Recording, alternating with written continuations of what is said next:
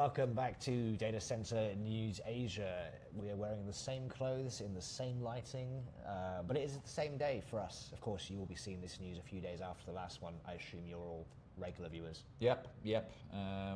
We're getting back to regular scheduling. So we are actually now reporting on what's just happened this week. But this is this week's news, so you're now watching the news, not like a catch-up episode. And luckily it's data centers, and luckily it's Asia, so there's plenty to talk about. Well, let's start off with friends of the show, although Varun has never graced us with an interview, actually, I should say. But PDG. So they've broken ground on their campus in Jakarta, JC3. This, if I'm not mistaken, is out East Jakarta, yeah, correct. East Jakarta, so near to all the edge connects and those sort of. Further out east than that one, yeah. Okay, so yeah, we've got the classic groundbreaking photo here. There is Varun towering above the rest of the well, not towering actually. Matthias is quite tall too. But yes, so PDG have broken ground on the site. What's the interesting stats on this one, James? Well, first of all, that's not Matthias, but anyway. Oh no, it's not. Sorry. left the company a while ago. Anyway, 120 megawatts in the 𝐸𝐸 industrial park, not to be mistaken with 𝐾IIC. There's two industrial parks where the cloud providers have also gone in relatively close proximity, but they kind of act as separate AZs. Not a huge amount to add apart from the headline. Expecting the site to be ready, or certainly the first phase of this Q4 2026, so pretty ambitious build timeline, but I think PDG have delivered against tight timelines in the past across a number of different markets. So yeah, really interesting one. Jakarta is kind of a market which is slightly on the back burner when people in the hype stakes, people are talking a lot about Johor, people are talking a lot about Bangkok at the moment, but it's still growing quite nicely as a market. Just maybe not as headline grabbing as Johor or Bangkok. Set to offer liquid and air cooling. I think we've talked about this with the Digital Realty Osaka and some of the next DC one, where they have the capability for direct-to-chip cooling.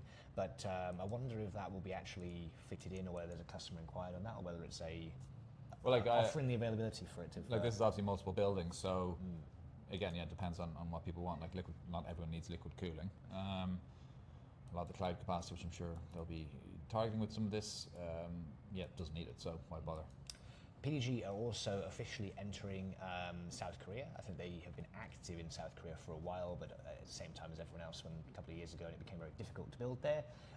But yes, they now have a site courtesy of ESR. So this is looks like a lease agreement so PDG are leasing the building that ESR has there in Incheon.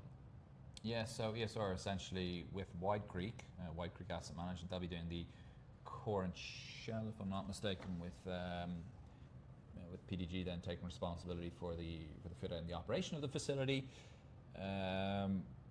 KR1 early 28. There was two conflicting IT loads reported against this. There was 80 megawatts, which I believe would be feed, and then 48 megawatts would actually be IT load, is how I read that, because like I said, it was mentioned in different places. Yeah, look, it says 48.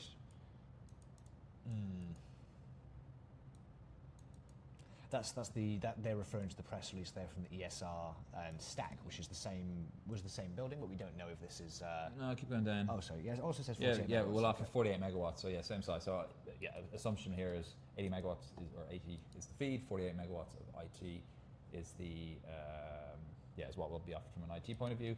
I think PDG also mentioned as part of this, the plan is to build out 500 megawatts in South Korea, which is ambitious targets, bearing in mind that the actual live capacity in that market's not significantly higher than that at the moment. But it seems that things are somewhat loosening if you're kind of willing to get a bit creative and move outside of the existing AZs there. Yeah, it is certainly picking up. It's just the other thing is it's hard to compete with some of the it seems hard to compete with some of the local players in Korea at the moment. But we'll see. Yeah, but no, congratulations, because that's obviously a significant landmark. Yep, good news for all concerned. This is just want to say congratulations to Clement and Brandon announcing their Doma infrastructure partner with Starwood Capital and Telstra, and this is a 62 megawatt facility they're looking to build in Sydney. Yeah, Western Sydney. Minchinbury, is that how you say it? Well, we normally mispronounce the names in Thailand and India. We should be getting the Australian ones. Yeah, I know, it's like we can't read. Minchinbury. Minchinbury, mate, yeah. Can you be racist against Australians? I don't know. Well, Minchinbury, Western Australia. Anyway, 62 megawatts, RFS, about 2 years from now, Q1 28, a little bit over. This is interesting. Obviously, we know about Starwood and Doma partnering, and I've kind of probably reported on that several times, but bringing Telstra in is interesting. So yeah, Telstra Infraco. I mean, this just on first impression looks like a sort of a Singtel like a standalone business unit, but I actually don't know too much about, because Telstra have sold off a lot of their old assets to other people we mentioned on the show. Well, what it kind of sounds like here, and could be wrong, I don't have the intimate details, but it sounds like they had a plot of land which obviously had power. They're doing what some telcos don't do, and we'll leave this to a specialist. Provider. So it looks like they had a site, looks like they had power. Obviously, Telstra can sort out all the connectivity and all that element. So kind of sounds like a very sensible partnership for all involved. Yeah, just reading their own description. As well as owning and managing data centers, the company partners with Digital Realty, Equinix, and NextDC for services. So there you go, multiple layers. AirTrunk are set to open their first data center in India. The article on Bloomberg said that there were pretty advanced plans in India, but didn't specify where the data center would be built. I'd imagine we've got a fairly good idea based on the 300 megawatt under construction facility that's owned by Blackstone. Sorry.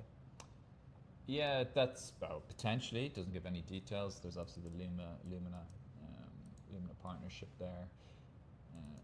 The Lumina ownership there already, so it could potentially be that. Pure speculation, don't know.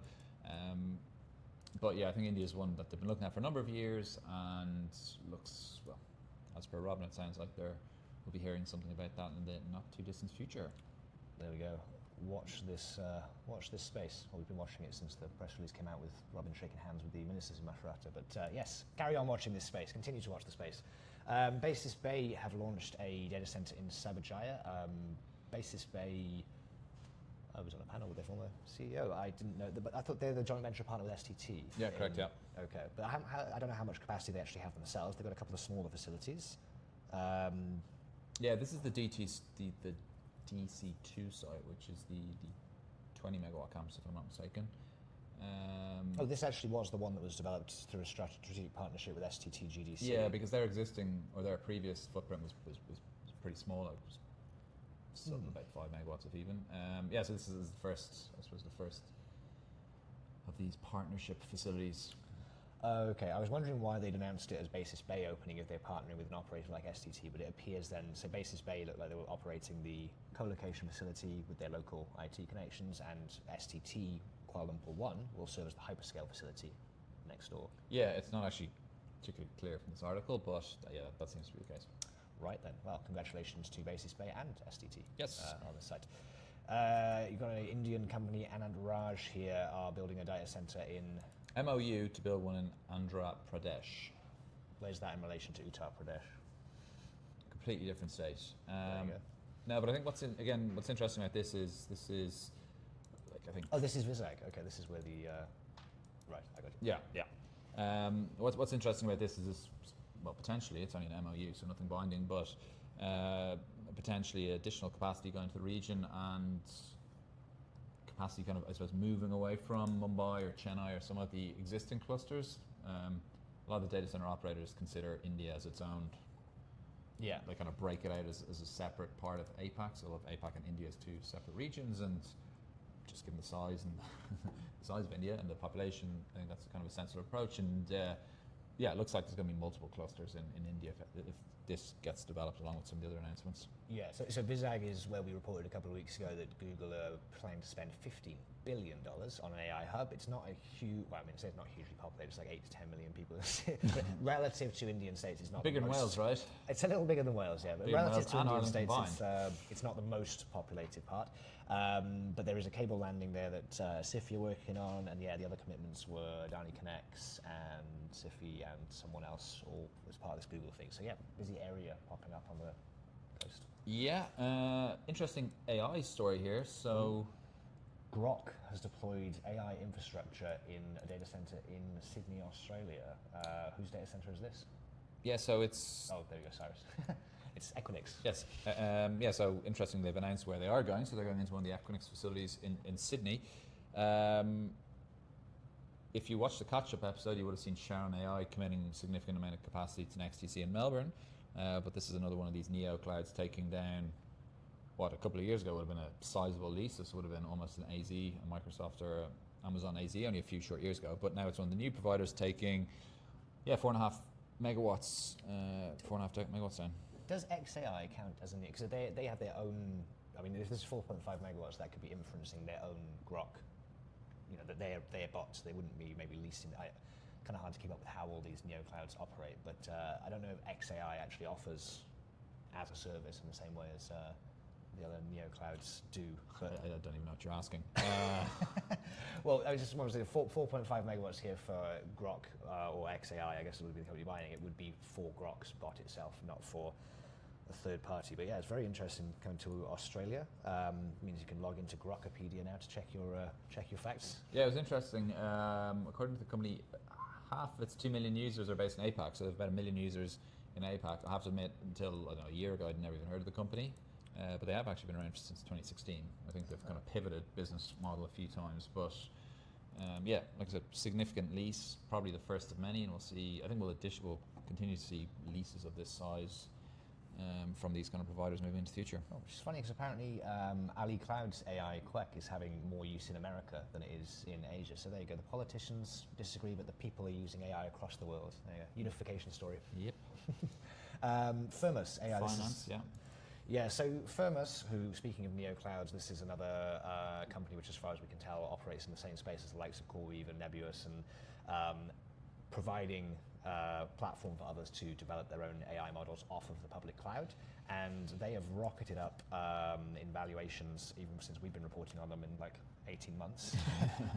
So they just raised 500 million Australian dollars, or $327 million to the rest of the world, in equity, which values the company at Nearly 4 billion US, yeah. nearly 4 billion US, which is for a company that, as far as I can tell, compared to, that's a similar valuation to we just on the other episode reported about 𝐷CI, who have vast amounts of real estate and infrastructure deployed across like 10 countries. Yeah, they're comparatively small in terms of what they've actually deployed so far. But the pipeline is obviously getting people very excited. Yeah, 1.6 gigawatt is the plan as part of Project 𝐬𝐸, which is, again, we announced this, or we talked about this a couple of months ago now, I guess, to deploy 1.6 gigawatts across Australia in partnership with CDC. So this latest round is to help expand beyond Tasmania. I think it mentioned the size. Not to be confused with Gareth Southgate, who, as far as we know, has no interest in Tasmanian data centres. Probably not. Maybe. Who knows?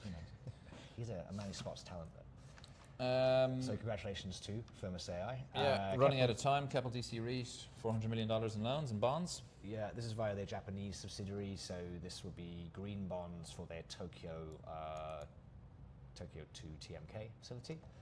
DCI, this is the DCI from Australia, not DCI from Indonesia. Brookfield DCI has secured 212 million for their Seoul data center. This would be for their second facility, or still for SCL1? SCL1 still, so this is expansion on that. Yeah, it's the fit out, I believe. Yep, and there's a story about Apple expanding their renewable portfolio in Australia with 80 megawatts of solar projects, and they're building some forests in New Zealand. So. Yeah, I don't think this is necessarily tied to DCs. They do have a deployment in Sydney, obviously, but it's, I don't think this is necessarily, I don't know, maybe it's a precursor to an announcement, who knows. And then AI cloud provider 𝐺MI have also announced that they're investing 500 million in Taiwan. So this is a GB300 play, so they've got 7,000 of these chips coming live relatively soon, March 26, so less than 6 months.